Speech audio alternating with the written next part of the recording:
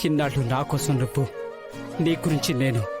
కానీ ఈ క్షణం నుంచి మరిద్దరం కలిసి మన బిడ్డ గురించి ఆలోచించాలి.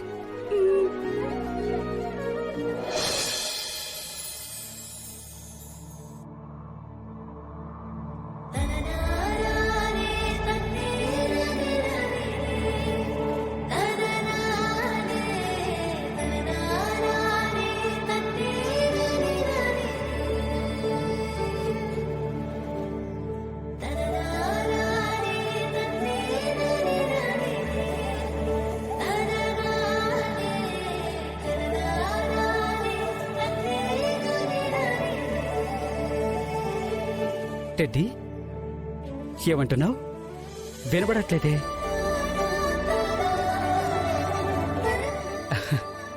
బేబీ, నా బేబీ తన్నేస్తున్నాడు తెలుసా? ఎన్ని రోజులు చూడ్డానికి రాలేదు కదా, అందుకే కోపంతో తన్నేస్తున్నట్టున్నాడు.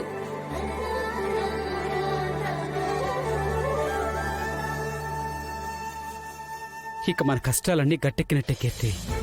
బిడ్డ పుట్టే లోపల నేను ఎలాగైనా సరే తీసుకెళ్లిపోతాను.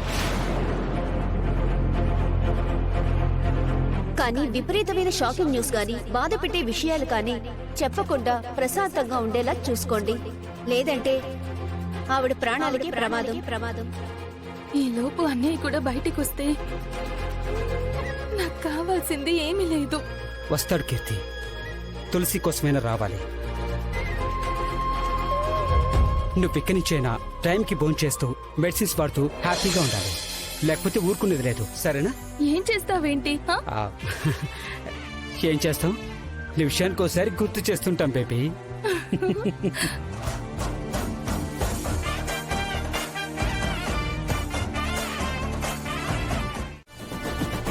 ఆ చనువుతోనే నీకో మాట చెప్తాను, తప్పుగా అనుకోగా. భర్త లేని అత్తిల్లు, తల్లి లేని పుట్టిల్లు వల్లకాటితో సమానమంటారు.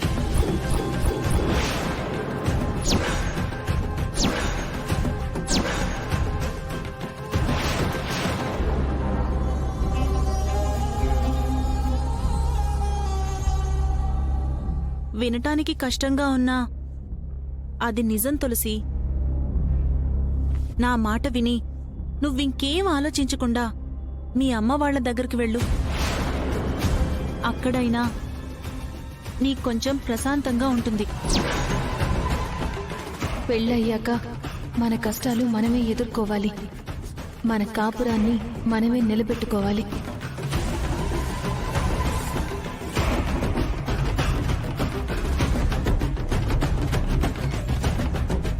అలా అంటావేంటక్క?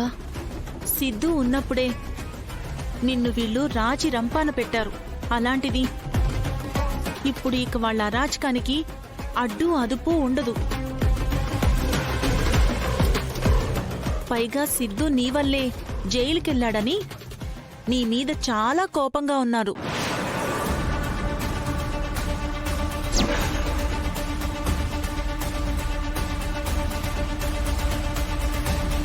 నువ్వింకా ఇక్కడే ఉంటే వీళ్ళేం చేస్తారోననే నా భయం తులసి.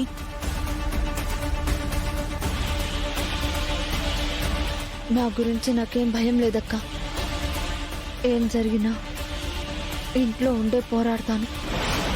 నాకు తెలిసే నువ్వు మొండి ఘటానివని. అంత ఈజీగా ఎందుకు వదులుతావు? సరే తులసి, నువ్వు కష్టాలు పడటానికి సిద్ధంగా ఉన్నానంటే నేనేం చేయగలను చెప్పు?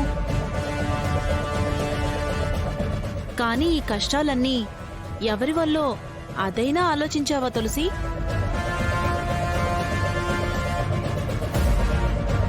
ప్రతి స్త్రీ కష్టం వెనకాల ఒక పురుషుడుంటాడు. నువ్వు ఒప్పుకున్నా ఒప్పుకోకపోయినా నీ కష్టాలకి కన్నీళ్లకి కారణం ఖచ్చితంగా సిద్ధుయే.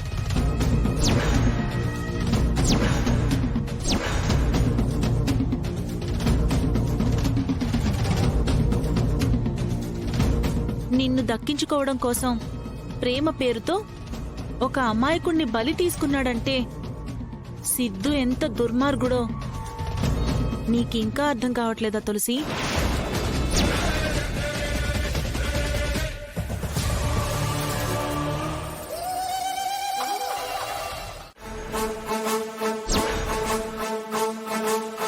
ఇక చాలు.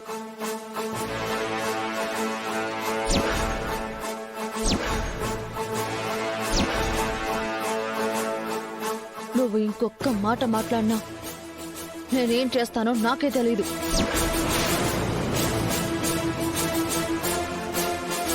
నా భర్త గురించి తప్పుగా మాట్లాడినందుకు నీ 2 చెంపలు వాయించాలనుంది.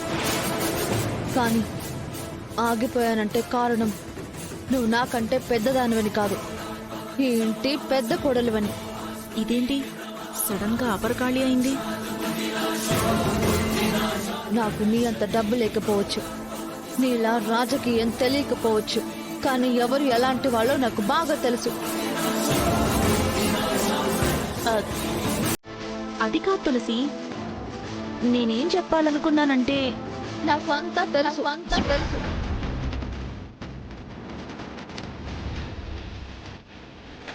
కానీ ఒకటి గుర్తుపెట్టుకో, మా ఆయన తప్పు చేయలేదు.